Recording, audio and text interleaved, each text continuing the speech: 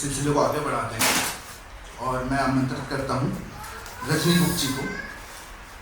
रजनी गुप्त जी जिन्होंने एमफिल और पीएचडी जेएनयू नई दिल्ली से की, उनके कुछ उपन्यास कहीं कुछ और, किशोरी एक आसमां, एक न एक दिन, कुल जमा 20, ये आम रास्ता नहीं, कितने कटघरे, कुछ कहानी संग्रह हैं, एक नई सुबह, हाट बाजार, प्रेम संबंधों की कहानियाँ, फिर वहीं से शुरू, ढलान पर धूप। इन्होंने आज़ाद औरत कितनी आज़ाद नाम की किताब का संपादन किया है, मुस्कुराती औरतें नाम की किताब का संपादन किया है, आखिर क्यों लिखती हैं स्त्रियाँ, इसका भी संपादन किया है। कहीं कुछ और राष्ट्रीय पुरुषोत्तम दास टंडन ओपन यूनियन इलाहाबाद के सूत्री विषम पाठ्यक्रम में शामिल है। स्त्रीगत औरंगाबाद विश्वविद्यालय के बीए कोर्स में शामिल है। इनको युवा लेखन सर्जना पुरस्कार, आर्य समिति साहित्यम सम्मान, किशोरी का आसमा पर अमृतलाल नागर पुरस्कार से सम्मानित किया गया है। मैं स्वागत करता हूँ रजनी जी का। प्लीज।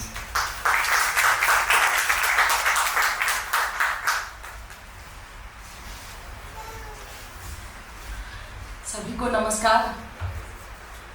और इतनी संजीदा मुद्दे पर मुकम्मल औरत और हम सब इकट्ठे हुए हैं, मैं सैल्यूट करती हूँ सबसे पहले अमृता प्रीतम जी का, जिन्होंने कितने दशक पहले जो परिकल्पना की स्त्री के वजूद को लेके, उसकी आज़ादी को लेके और जैसा वो सोचती हैं वैसा लिखने और वैसे जीने के फ़र्क को मिटाने की।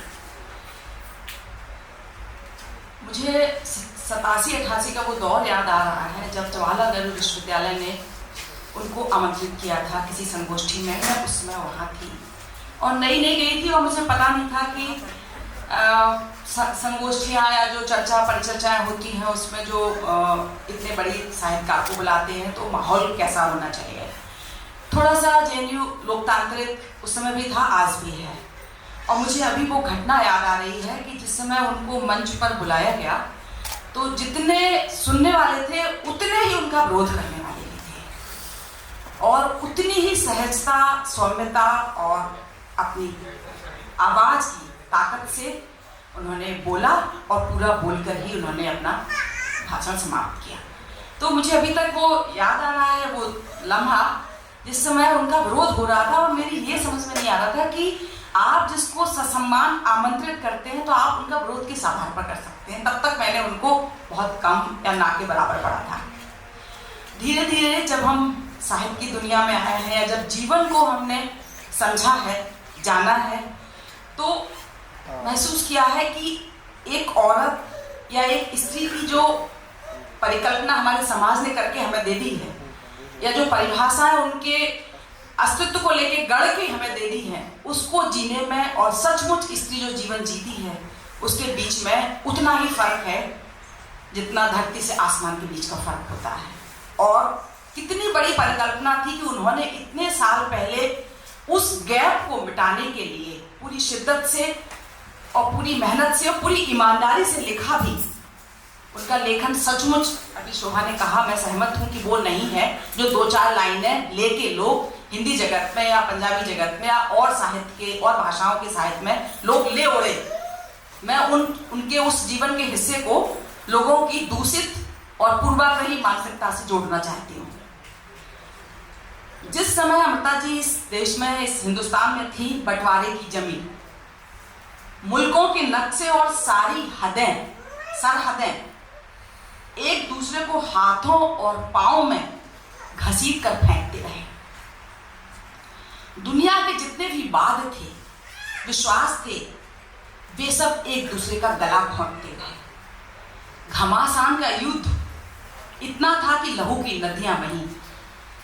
पर कैसी अचंभे की घटना कि कुछ किताबें, अखबार, बाग और नक्शे ऐसे भी थे जिनके शरीर में से शुद्ध लहू की जगह एक काला विष बहता था। साहित्यकारों के पास वो काला विष होता है जहां पर वो लहू की जगह उसको उकेरते हैं, लिखते हैं। सचमुच आज़ादी मिली आधी अधूरी। विभाजन को देखना और विभाजन को जीना विभाजन को किताबों में, पन्नों में पढ़ना और उस दौर में विभाजन को अपने शरीर पर, मन पर, चेतना पर महसूस करना एक अलग अनुभव है। जो उससे गुजरे हैं, किताबें लिखे जाने के बहुत पहले इतिहास लोगों के शरीर पर लिखा जाता है। लेखन उस महसूस करने को थोड़ा सा आगे पहुंचाने की एक छोटी सी कोशिश है, शायद अधूरे खुद को कुछ ना कुछ पूरा करने का छोटा सा प्रयास। मुझे याद है हम सब लोगों ने 87 के देश की आज़ादी के विभाजन के समय जबरदस्ती उठाकर ले जाई गई औरतों की कोख से जन्मे मजबूर बच्चे की जवानी, बहुत सारी कविताएं लिखी गई हैं। एक कविता की 2 लाइनें मुझे अच्छी लगी। धिक्कार हूं मैं वह जो इंसान पर पड़ रही, पैदाइश हूं उस वक्त की जब टूट रहे थे तारे, जब बुझ गया था सूरज। कांच के बर्तनों की तरह उस समय विभाजन के दौर में सामाजिक, राजनीतिक, धार्मिक जीवन के मूल्य टूट रहे थे, जिसकी किरचों से लोगों के पैर लहूलुहान हो रहे थे। एक किरचें अमृता प्रीतम के पैरों में चुभी और उनके समूचे व्यक्तित्व में इन किरचों के आगे से फैल गए। जिंदगी की का मुंह देखने की भटकन में उसी तपिश के साथ उनका लेखन चलता रहा। होंठ, सचमुच उनके होंठ जिंदगी की प्यास से खुश्क होते गए, सूखते गए। आपका आकाश के तारों को हाथों से छूने से उनका दिल करने लगा कि इन तारों को हाथों से छूई और किसी भी तरह के अन्याय के खिलाफ उनकी सांसों में सुलग उठती है आग। मन की तहों पर सबसे पहला दर्द होता है मजहब का, जिसने सबसे ज्यादा दूरियां पनपाई। हिंदुस्तान के बंटवारे के समय बंटवारे के हाथों तबाह होकर दोनों मजहबों के जुल्म को अमृता जी ने बिना किसी रियायत के समूचा देखा। यह चेहरा ना देखा होता तो पिंजर जैसा उपन्यास भी कभी ना लिखा गया होता। बीतते हुए साल, वो कहती हैं कि जो साल बीते हैं वो शरीर पर कपड़ों की तरह नहीं होते, बल्कि शरीर के लिए तेल बन जाते हैं, जो मुंह से कुछ नहीं बोलते हैं, पूरे शरीर में चुपचाप पड़े रहते हैं, दिखते रहते हैं, सालों साल काला निशान बनकर। कलंक का, जैसे दुनिया कहती है कि कलंक का टीका है, लेकिन वो स्त्री के जीवन में पड़ा हुआ स्थायी काला तेल होता है। देश विभाजन के पहले का देश और बाद के हालात इतने भीषण थे जिसका अनुमान शायद किसी को नहीं था। लोगों के अंदर और बाहर सब तरफ अंधेरा था, अंधेरा समय था, अंधेरे काले चैप्टर दर्ज होते जा रहे थे। हवा ऐसे साए साए कर रही थी जैसे इतिहास के पहलू में बैठकर रो रही हो। वीरांगी के टीले ऐसे थे जैसे वो टीले नहीं कब्रें हों, जहां पर हिंदुस्तान के तमाम लोगों की कब्रें थी। 47 में जब हिंदू मुसलमानों का तबादला हुआ, लाहौर के भरे पूरे घर को छोड़कर जब सब दिल्ली जाने लगे, तब अमृता जी लिखती है कि घर के मुखिया का यह ख्याल था कि यह अफरा तफरी चंद दिनों की बात है, सरकारें लोगों के घर नहीं छीनेंगी, छीन ही नहीं सकती, इसलिए वो वहीं रहकर आग्रह करते कि हम रखवाली करेंगे घर की। पर जब हालात बहुत बिगड़ गए तो मिलिट्री ने उन्हें जबरदस्ती ट्रक में बिठाकर दिल्ली भेज दिया। घर के सामान और बिस्तर के नाम पर एकमात्र पुराने घर का कालीन था। भरा पूरा घर छोड़ने का दुख और रास्ते का कष्ट जब उनसे बर्दाश्त नहीं हुआ तो दिल्ली पहुंच के उसी पुराने घर के कालीन में लिपट कर वो इस दुनिया को अलविदा कर दिया। अपने भाग्य का दर्द बांटकर, लोग कहते हैं हमारे भाग्य का दर्द है, लोग जी रहे थे, जबकि दर्द उनकी आंखों में, उनकी होंठों में चिपके हुए तिल और काले मस्से की तरह समूची देह में चिपक गया था। इसे ही धीरे धीरे लोगों ने अपने अस्तित्व का हिस्सा मान लिया। पिंजर की कथा लिखना किसी भी कलाकार के संयम की परीक्षा भी थी। अमृता ने उसकी मूल आत्मा को ही उघाड़कर, स्त्री की मूल चेतना को उघाड़कर एक एक शब्द लिखा है। यथार्थ की सीमाबंदी से घबराकर जब हम फैंटेसी के पास जाते हैं तो जो स्थिरता में पाया जाता है, जो बियॉन्ड फैंटेसी है कि जब घर टूट रहा है, मासूम बच्चे टूटते हुए घर के कंकड़ों को किस तरह अपने शरीर पर झेलते हैं, इसकी तकलीफ हर माँ को होती है। जब हम रसीदी टिकट पढ़ रहे थे तो मुझे अभी एक किस्सा याद आ रहा है कि जब अमृता का घर टूटा था और जब उनके बच्चे अलग हो गए थे उनसे, तब उनका लिखा हुआ दर्द शायद कम लोग जानते होंगे कि वो लिख रही हैं कि मन की पीड़ा से गुजरती हुई माँ के घर जन्मे बच्चों को उनकी पीड़ा भी भुगतनी पड़ती है। जैसे माँ के नए नक्श बच्चों में जाते हैं, उसी तरह बच्चों के मानसिक दर्द को भी बच्चों को कैरी करना पड़ता है। ये उन्होंने साफ साफ लिखा है कि जब हमारा घर टूट रहा था तो हमारे मासूम बच्चे भी टूटते हुए घर के कंकड़ों को ना केवल अपनी देह पर झेल रहे थे, अपने मन पर भी भुगत रहे थे। जिंदगी के पन्नों पर लिखा हुआ उन लोगों को समझ में आता है जिन्होंने जिंदगी के बवंडर अपने शरीर पर झेले हैं, लेकिन जो हाथों की ताकत केवल अपने मन से लेते हैं। अमृता जी ने अपनी जिंदगी को जीने का जो जज्बा था या जो फैसला था या जो आज़ादी थी जो हासिल उन्होंने की, उसकी उन्होंने बहुत बड़ी कीमत अपने निजी जीवन में भी चुकाई। मन के भीतर का उनके कागजों पर जब उतर कर आता है, यह केवल उनके लिए है जो संसार की परंपराओं को, कठिनाइयों को, उदासियों को बाहर फेंक कर मन के सच को जीने का साहस करते हैं। वो लिखती हैं, मेरी सारी रचना, क्या कविता, क्या कहानी, क्या उपन्यास एक गैर कानूनी बच्चे की तरह है। मेरी दुनिया की हकीकत ने मेरे बच्चे के सपने से इश्क किया और उनके वर्जित मेल से ये सारी रचनाएं चली। ये लिखने का साहस बहुत कम रचनाकारों में होता है। सरहद के दोनों तरफ इन औरतों ने विभाजन के मानवीय प्रभाव को बहुत सारे स्तरों पर झेला, विशेष रूप से शारीरिक, मानसिक। इस विषय में इतिहास में बहुत सारी चीजें चुप्पा धारण कर लिया और जो लिखा भी है वो बहुत ही आधा अधूरा या शिष्टता के या सामाजिक संयम के उसमें। स्त्रियां जिनके अनुभव को दर्ज करने की कार्रवाई को ऐतिहासिक चुप्पी मान लिया गया और उसको तोड़ने का साहस किया था अमृता प्रीतम ने। कहीं ना कहीं हर परिवार इस यंत्रणा को चुप्पी साधे रहे। उनको बताया गया कि इस बारे में लड़की खो गई है या लड़की दूसरे देश में चली गई है, इसके बारे में चुप हो जाओ या लड़की को मार डालो। सांस्कृतिक, सामाजिक और पारिवारिक दबावों के चलते जो लड़कियां अपने ऊपर हिंसा झेल रही थी या जिस तरह के असहनीय अनुभव औरतों के द्वारा झेले जा रहे थे, शायद शब्द नहीं है, कलम नहीं है, उन दबावों को लिखने के उस तरह की हिंसा को या उस तरह के असहनीय अनुभव को औरतों द्वारा लिखा जाना हमेशा से कहा जाता है कि बड़ी निर्लज्ज लेखिका है। उस तरह के इन्होंने भी झेले। विभाजन की यादें, कटु यादें उनके उपन्यासों में दर्ज हैं।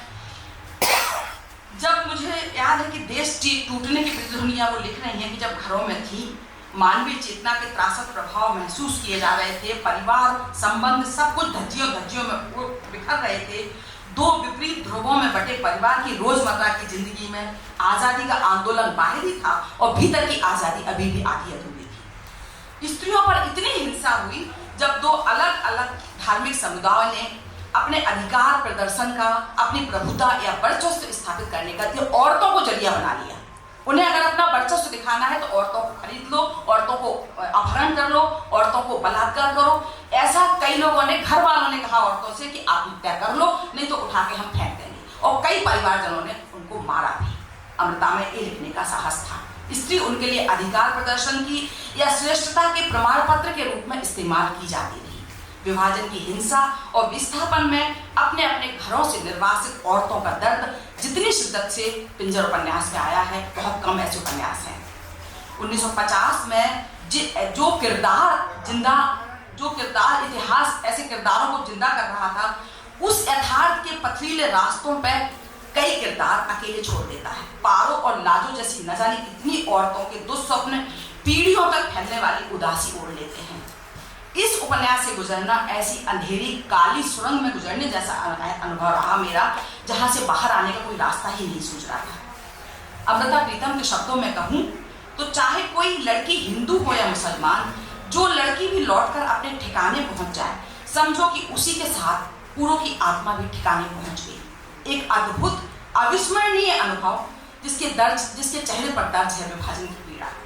सचमुच जीवन की तमाम सच्चाइयों को जितनी तीक्ष्णता से, जितनी तीव्रता से वो खोल पाई हैं, जिस तरह के हर दृश्य में स्त्री किरदारों की बेबसी और वेदना जिंदगी के उतार चढ़ाव को दिखाती है, जिसे पढ़कर विभाजन के सूखे जख्म फिर से तीसने लगते हैं।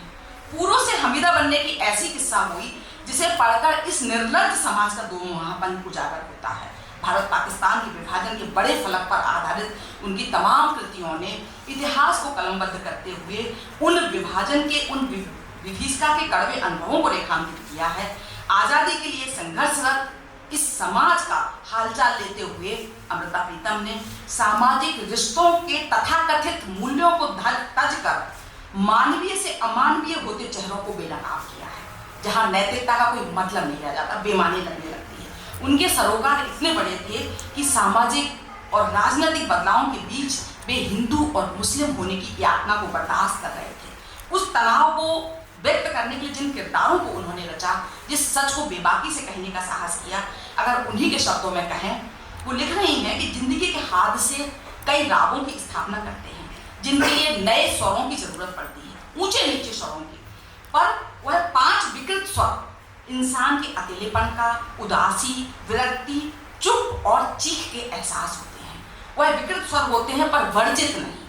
साहित्य का जादू राग के जादू जैसा होता है, आत्मा के दिए जला सकने वाला, मन के मेघ से नीर को ले आ सकने वाला और बेकार की रूढ़ियों को नष्ट कर देने वाला। मैंने अमृता प्रीतम को जितना पढ़ा है या जितना समझा है, सबसे बड़ी लकीर हमें उनकी ये लगती है कि आज का जो स्त्री विमर्श है वो अभी भी काफ़ी पीछे है। अमृता प्रीतम की जो सरोकार थे, जो उनकी संकल्पना थी औरत के वजूद को लेके, उसकी निष्ठा को लेके, उसकी आज़ादी को लेके, उसके आत्मनिर्णय को लेके, या अपनी तरह से जीवन जीने के जिस साहस को उन्होंने अपने साहित्यिक जीवन और निजी जीवन के गैप को कम करके लिखा, इसके लिए मैं उनको सैल्यूट करती हूँ। और इस पूरी टीम को जिन्होंने बहुत मेहनत से इस कार्यक्रम की संयोजन किया है, रूपरेखा बनाई है, शुभम है, भारतेंदु जी हैं, शिवेंदु हैं और पूरी टीम, सबको एक बार मेरी तरफ से बहुत बहुत शुक्रिया। बहुत